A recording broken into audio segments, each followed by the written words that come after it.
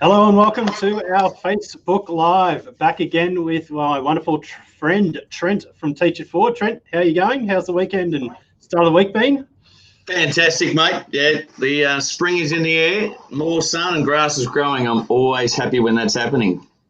The weather is definitely a lot better at the moment, particularly on the Gold Coast where I am. So, but your humidity is starting to kick in, I believe. So, good luck to you. It is getting hot, it is getting humid, but the summer weather is coming, which is a good thing. So today we're obviously here just for a quick update or a quick run through of a few questions we've been getting. So we've obviously launched the collaboration circles to our wonderful clients of TOA, and we've had a bunch of questions coming through. I know that you've been running some sessions with the team during the time, but I wanted to cover off these 4 questions, the common ones that are coming up in all the sessions you've been doing there, the common ones that our account managers are being asked. So for anyone that doesn't know what I'm referring to, we launched what we call the TOA Collaboration Circle. So you can go to toaglobalcc.com.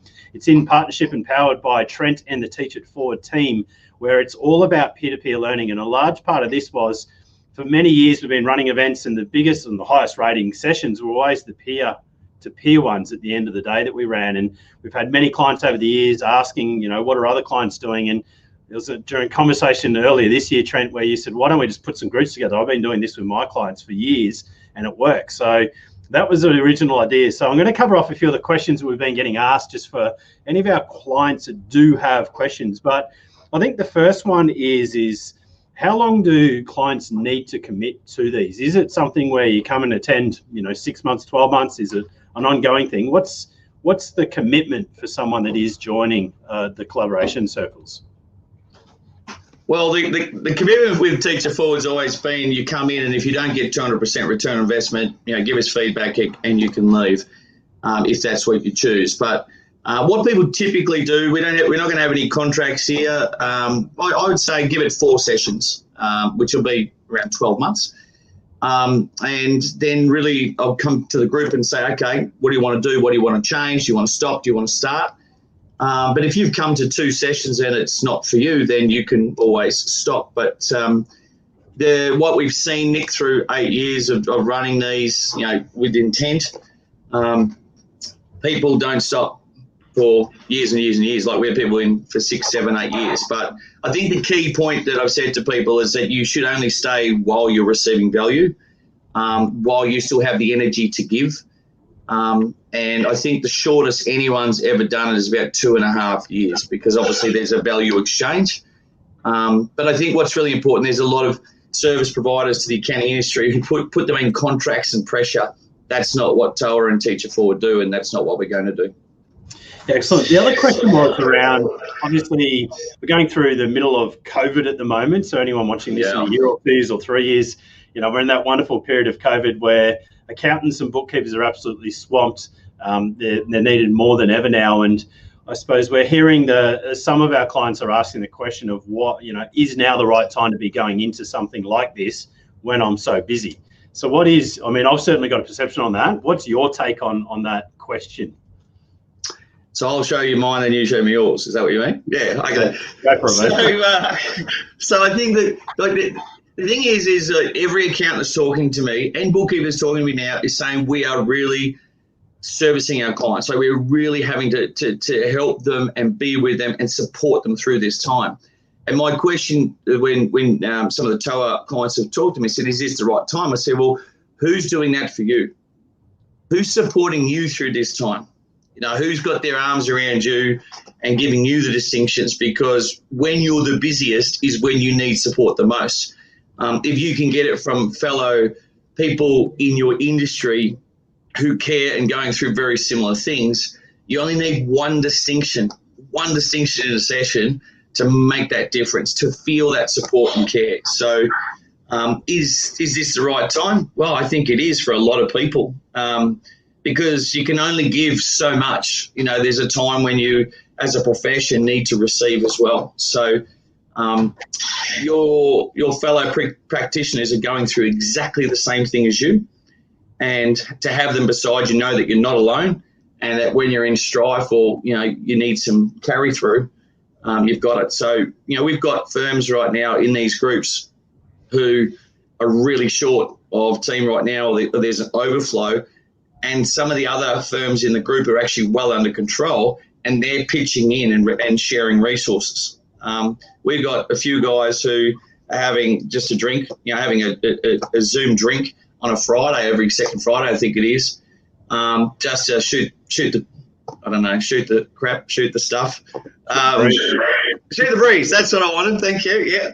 To shoot the breeze, to support each other, which they wouldn't have had access to. They wouldn't have had that if they weren't in a group and supporting. So if your clients really need it now, probably fair chance you do too. What's your take on it, Nick? Yeah, look, I've got a personal take from my time in EO, an entrepreneurs organisation, where I went through a divorce period. So I got divorced. It was probably the most challenging time in my life. It was probably the worst year of my life, in all honesty.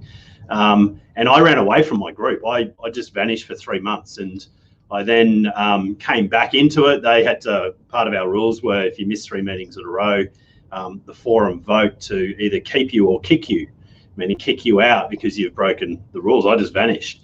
And it was only when I came back and I actually faced up every month and I was honest with where I was at and I got their opinion that I realised the worst thing I did in that whole period of 12 months was run away for 3 months. I would have got, my mates were there for me. My group was there to help me through that. And I missed out on 3 months of getting some great advice, and I was, miserable. I was in my own, bathing in my own pity when I could have had this group of people, and 3 of them had been through this before. I could have got their advice. So for me, I learned when times are tough is actually when you need people the most. When times are good, you need people to keep you in check. But it's so for me, is now the best time. Now is probably the time you'll get the most value out of it, in my opinion, just based on my experience of, where I was at in the past. So I definitely think that, there is no right or wrong time. It's like, when do you start exercising? Well, there is no right or right time. It's just do it. And I think this is one of those things. Yes, we're busy, but you're always going to be busy. It's just going to be busy doing something different. We're busy for a different reason. Yeah, can I just share a quick story on that? Because one of the issues that's happening right now is the JobKeeper 2.0. When JobKeeper 1.0 coming in, the government kept changing legislation and the like. The accountants had ideas. We'll do this with our clients. Oh no, we'll do this. And then there was so much flux. And then one of the firms said, well, here's a matrix. Like, this is what I'm going to offer. This is the offering that I'm going to do. And then 3 or 4 or 5 of the other firms go, that's awesome. The next week's session, we put it up, and then we created like the JobKeeper 1 package. People put their own prices and little subtleties, but without that, they would have just been caught up, inundated with calls.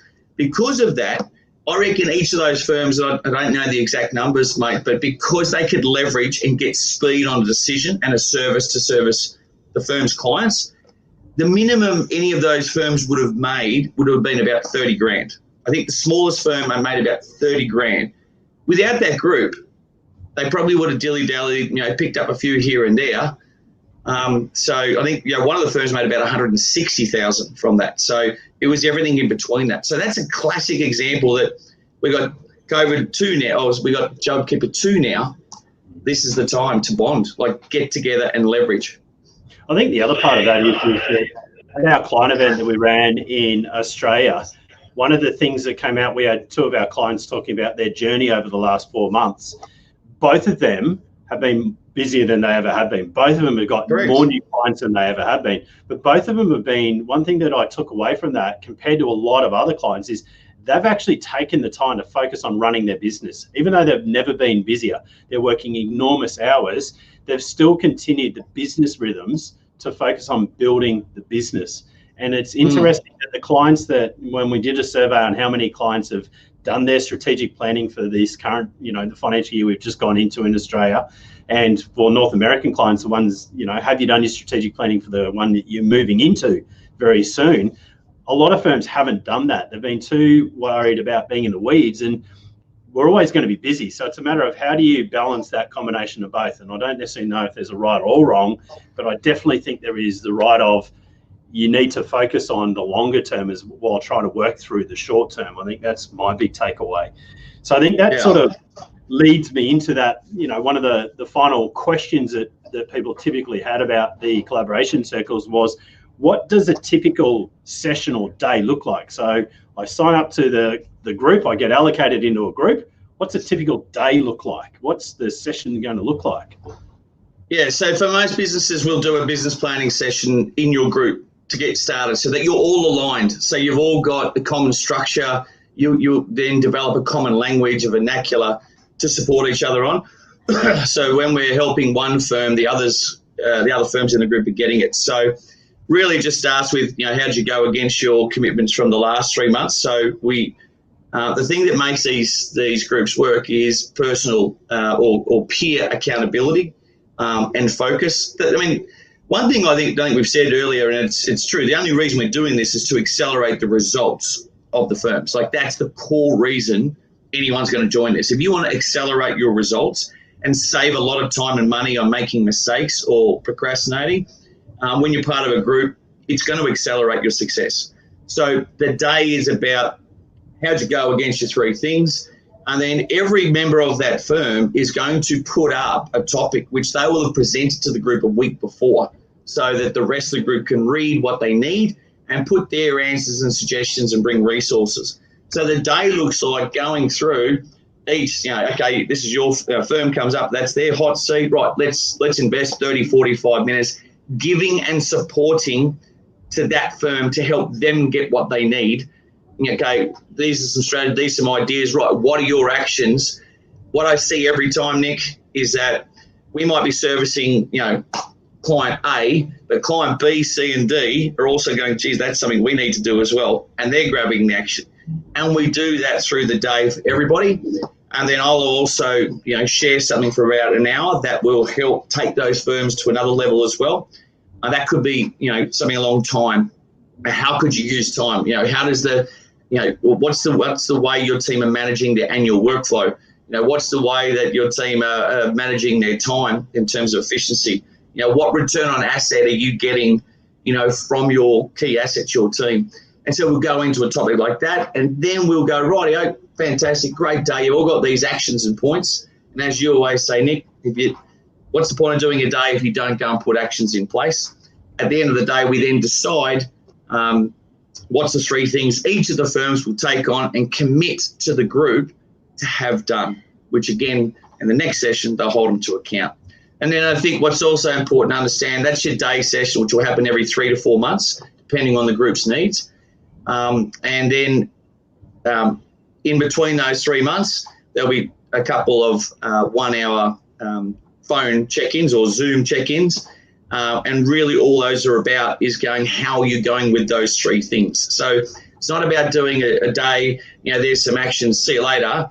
We're going to be supporting each other in between as well, which is really important. So you will have the support, your hands will be held, and you'll also be held to account to take the critical actions you like.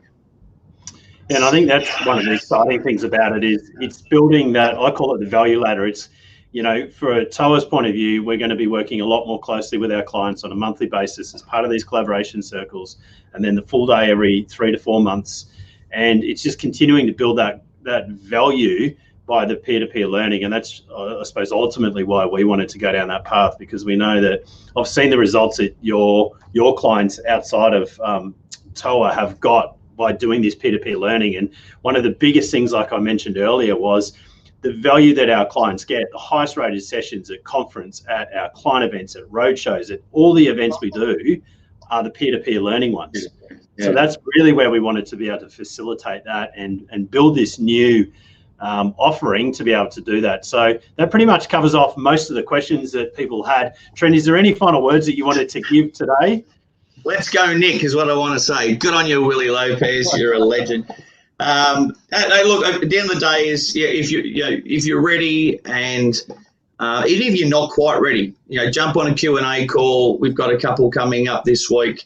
If there's certain questions you need that your firm's a little bit different, we're here to answer those questions. Okay, it's not a massive investment, but it is an investment in terms of financially, but time. Come and try before you buy, because it's real, before you really commit for a long term. And we're not asking you to commit to long term. So come along and be part of it. And this is, these inaugural groups are going to be the best ones.